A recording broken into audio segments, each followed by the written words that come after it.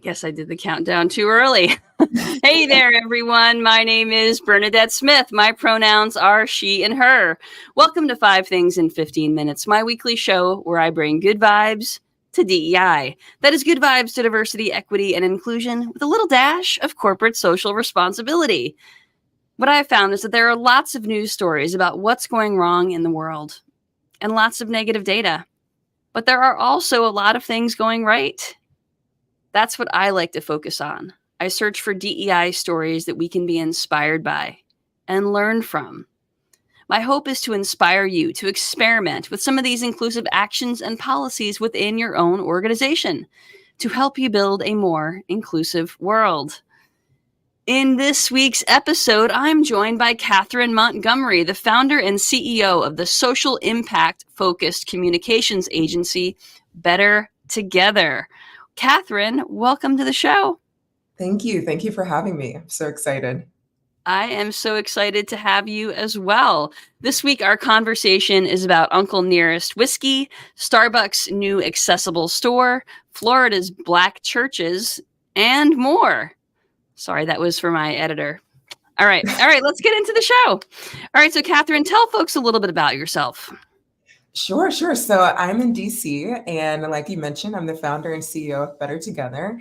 And what we do is we work with organizations and companies that want to make the world a better place. So we are full service communications agencies. So from public relations to media relations, creative, videography, photography, whatever is needed.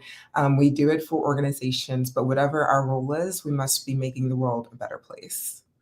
I love it. So can you talk a little bit about maybe like a mini case study or maybe an example of something you're working on right now? Of course. So one of our clients, actually Red Rabbit, they were actually featured in Axios DC last week, and they bring culturally relevant food to cafeterias at public and charter schools. So your kid might go to school and get a peanut butter and jelly sandwich with a carton of milk. You know, we were all there with the rectangle pizza. But what about seeing things that, you might see at home, but others might not? So chana masala, different dishes like that, aren't normal to every student. And the chefs are trained to talk about why they're important. What about the history of the dish? If, a student, it says, what is this? Where did it come from? The chefs can say, this is from here. This is why it's important. This is what you should know about it. And it's not unusual to see those types of foods in classrooms. So they also use local art to, reconfigure the cafeteria so they're not just, the blank walls that are typical. And they've done this in New York and Philly, and they're bringing it to DC public schools. And so we're helping them become well known in the area so that they can expand their reach. So we love that type of work. Is so different, something you wouldn't even think about. And we're really excited to partner with them. Sounds like you could be a future source of 5 Things stories, Catharine, because that is like such a great example of how, art and food and culture all coming together in a school setting and affecting people who are open to learning. It's awesome. I love it. Very, very cool. Well, in this week's newsletter, I promised the readers that you're going to help answer some questions for folks, because I think that there's a lot going on in the world right now. And people are really struggling on how to effectively communicate. Companies are, organizations are, especially when, there are topics like war, racism, anti-LGBTQ legislation. What's your advice for organizations looking to communicate with substance, both to internal and external stakeholders? Right. I actually have a client going through this type of situation, and I would say you need to have a stance first off, and you can't just say a lot of things and not be able to back it up with authentic, genuine action. And there's so many organizations that, something happens in the world, they donate money, they check a box, they move on. And generations are no longer allowing them to do that. They're going to hold them accountable. And so before you put out a statement, before you say, our hearts are out for, everyone affected, make sure that you've, previously acted upon these types of causes, and that afterward, you're going to positively impact them as well. So just not a lot of talk, got to put some action behind it. And it sounds like there has to be kind of an alignment as well. Exactly. That's what people are looking for. Interesting. Okay. And so and is that how they kind of avoid performativity, is to put some action behind it? Yeah, like you mentioned, the alignment piece is really important. So if you have action, you start to help communities or whatever the situation is, unless you've done it before and unless people can see right through, performative action. Mhm. It has to be something where it's long term, it's a plan, it takes time to make change. It's not something you can do one off.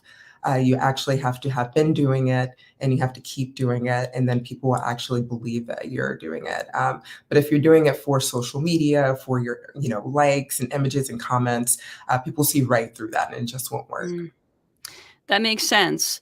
So, there are so many things going on. How do companies decide how would you recommend they think through what topics to take on, what to speak out about?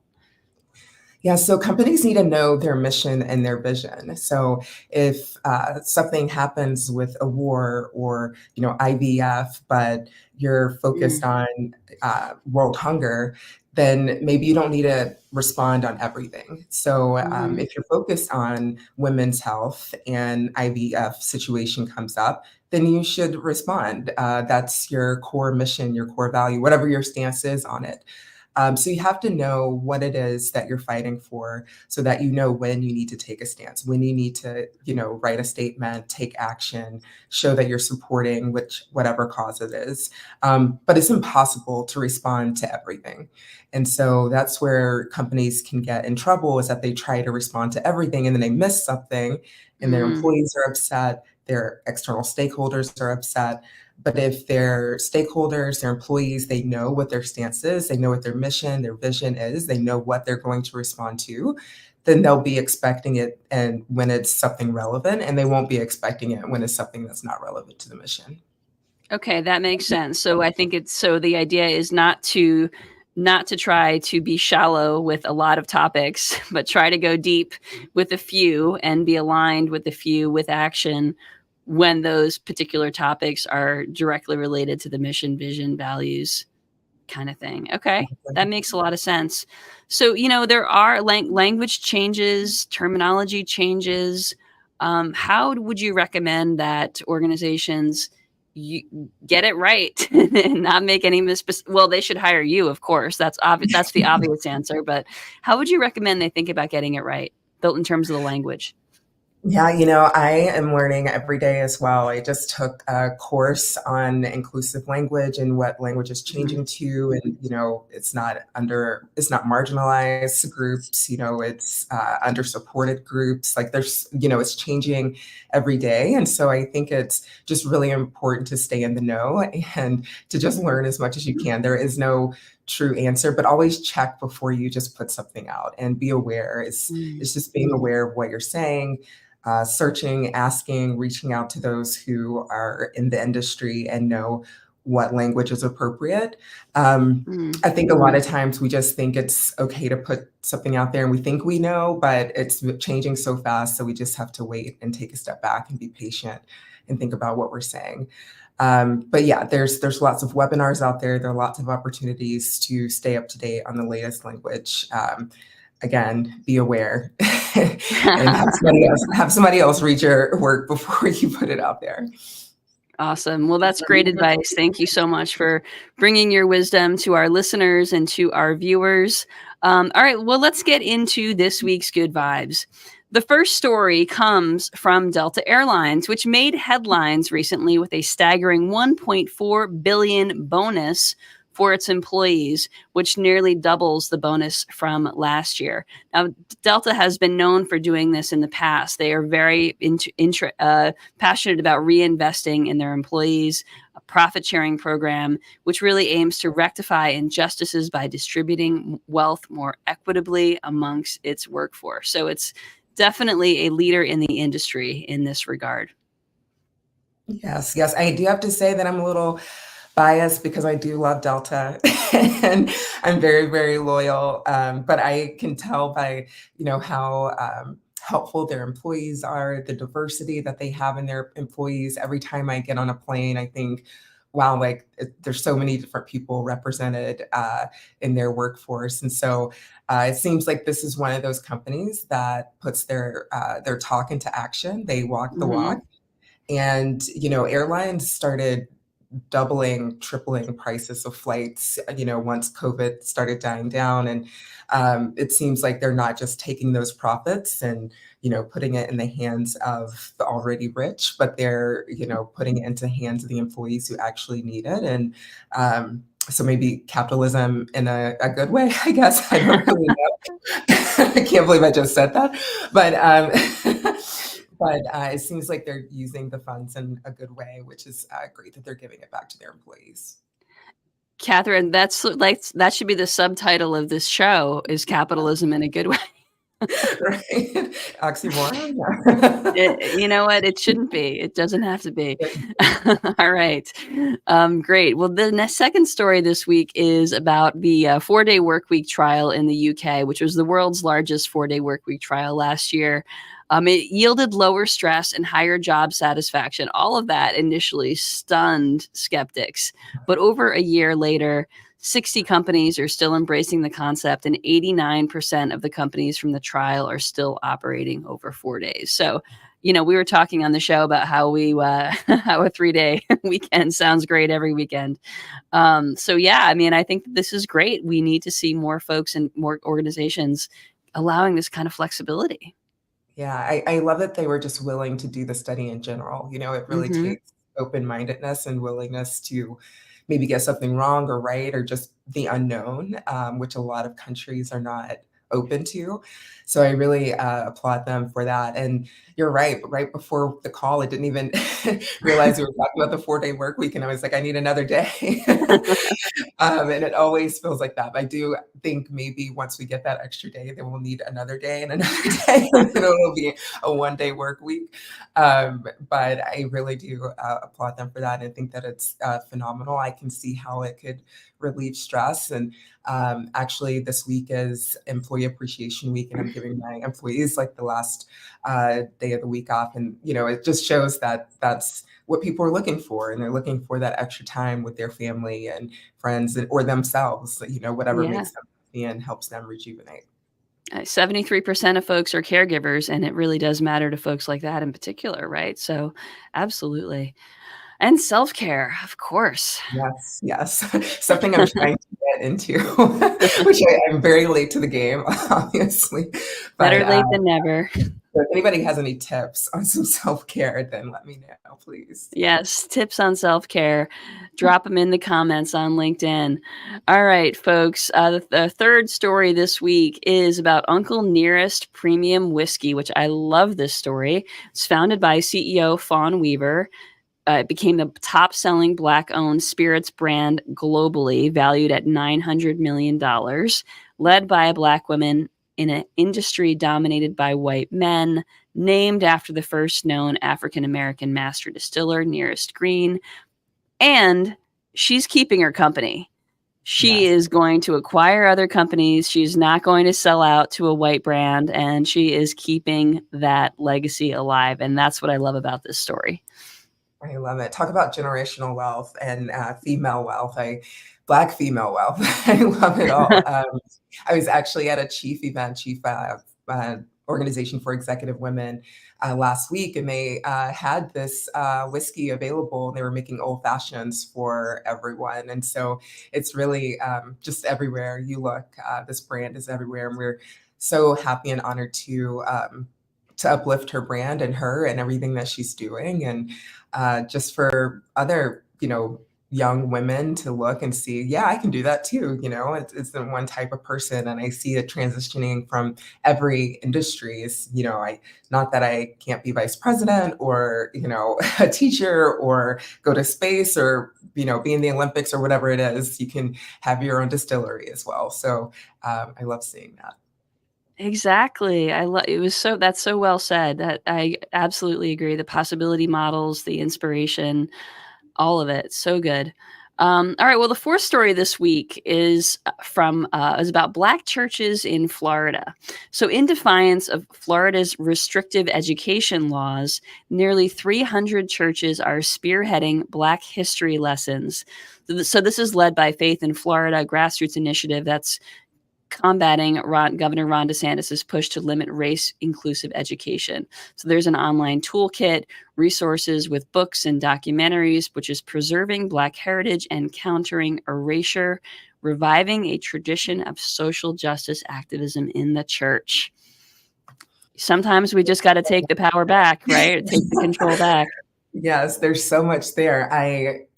First Florida, which I just can't. But Yeah. also, these churches just, you're right. Sometimes you just have to do it yourself. And that disappoints me in that haven't we, moved on, I don't know. It seems like we take steps back continuously. And this is one of those where it shouldn't have to be churches to talk about Black history. It just baffles me. Yeah.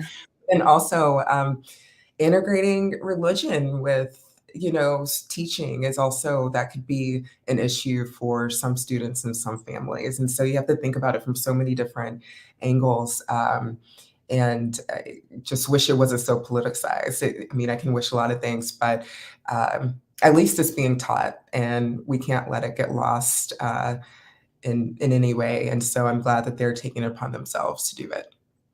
Are they? I didn't notice this. So they are having some religious component to the education, the toolkits as well.